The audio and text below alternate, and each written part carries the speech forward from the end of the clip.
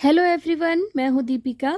आज की इस वीडियो में आप सुनेंगे क्लास 10th की हिंदी पाठ्य पुस्तक कृतिका भाग 2 का तीसरा अध्याय मैं क्यों लिखता हूँ, जिसके लेखक हैं अज्ञेय।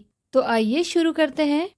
मैं क्यों लिखता हूँ, यह प्रश्न बड़ा सरल जान पड़ता है, पर बड़ा कठिन भी है, क्योंकि इसका सच्चा उत्तर लेखक के आंतरिक जीवन के स्तरों से संबंध रखता है। उन सबको संक्षेप में कुछ वाक्यों में बांध देना आसान तो नहीं ही है, न जाने संभव भी है या नहीं। इतना ही किया जा सकता है कि उनमें से कुछ का स्पर्श किया जाए, विशेष रूप से ऐसों का जिन्हें जानना दूसरों के लिए उपयोगी हो सकता है। एक उत्तर तो यह है कि मैं इसीलिए लिखता हूँ कि स्वयं जानना चाहता हूँ कि क्यों लिखता हूँ। लिखे बिना इस प्रश्न का उत्तर नहीं मिल सकता है। वास्तव में सच्चा उत्तर यही है। लिखकर ही लेखक उस आभ्यंतर विवशता को पहचानता है जिसके कारण उसने लिखा, और लिखकर ही वह उससे मुक्त हो जाता है। मैं भी उस आंतरिक विवशता से मुक्ति पाने के लिए, तटस्थ होकर उसे देखने और पहचान लेने के लिए लिखता हूँ। मेरा विश्वास है कि सभी कृतिकार, क्योंकि सभी लेखक कृतिकार नहीं होते, न उनका सब लेखन ही कृति होता है, सभी कृतिकार इसीलिए लिखते हैं। यह ठीक है कि कुछ ख्याति मिल जाने के बाद कुछ बाहर की विवशता से भी लिखा जाता है, संपादकों के आग्रह से, प्रकाशक के तकाजे से, आर्थिक आवश्यकता से। पर एक तो कृतिकार हमेशा अपने सम्मुख ईमानदारी से यह भेद बनाए रखता है कि कौन सी कृति भीतरी प्रेरणा का फल है, कौन सा लेखन बाहरी दबाव का। दूसरे यह भी होता है कि बाहर का दबाव वास्तव में दबाव नहीं रहता, वह मानो भीतरी उन्मेष का निमित्ती बन जाता है। यहाँ पर कृतिकार के स्वभाव और आत्मानुशासन का महत्व बहुत होता है। कुछ ऐसे आलसी जीव होते हैं कि बिना इस बाहरी दबाव के लिख ही नहीं पाते। इसी के सहारे उनके भीतर की विवशता स्पष्ट होती है। यह कुछ ऐसा ही है जैसे प्रातःकाल नींद खुल जाने पर कोई बिछौने पर तब तक पड़ा रहे जब तक घड़ी का अलार्म ना बज जाए। इस प्रकार वास्तव में कृतिकार बाहर के दबाव के प्रति समर्पित नहीं हो जाता है, उसे केवल एक सहायक यंत्र की तरह काम में लाता है, जिससे भौतिक यथार्थ के साथ उसका संबंध बना रहे।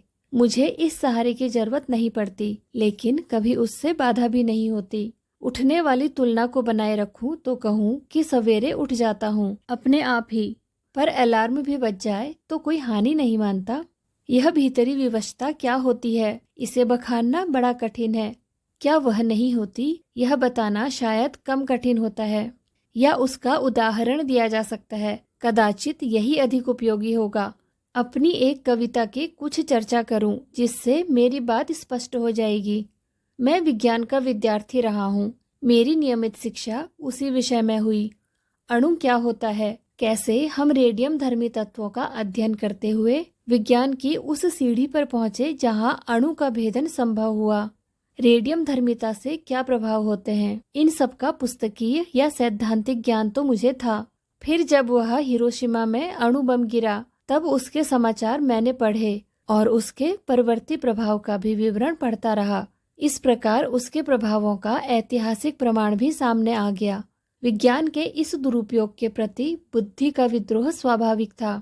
मैंने लेख आदि में कुछ लिखा भी, पर अनुभूति के स्तर पर जो विवशता होती है वह बौद्धिक पकड़ से आगे की बात है, और उसकी तर्क संगति भी अपनी अलग होती है। इसलिए कविता मैंने इस विषय में नहीं लिखी।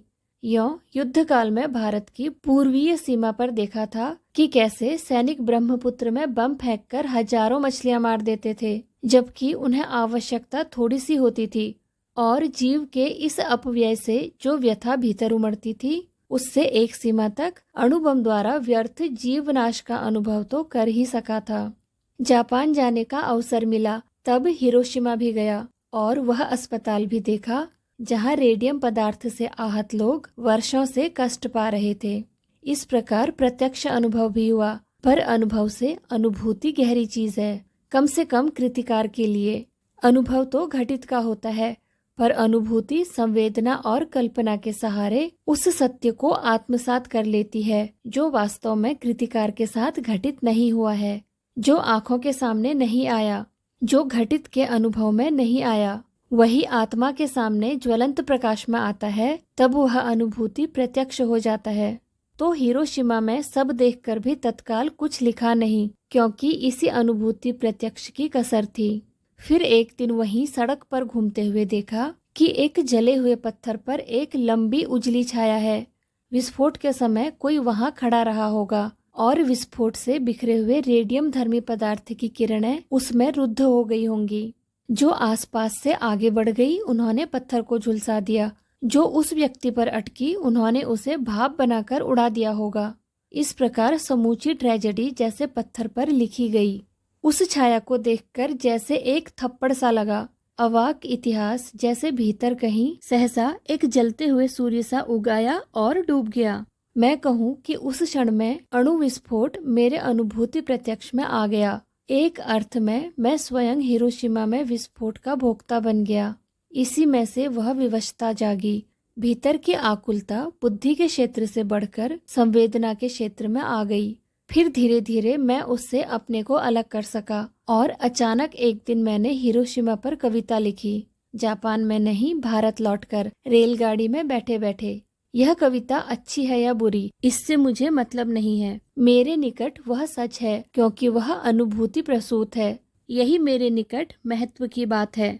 आज की इस वीडियो में बस इतना ही। वीडियो में अंत तक बने रहने के लिए आपका शुक्रिया। तो मिलते हैं अगले वीडियो में एक नए अध्याय के साथ। Thank you.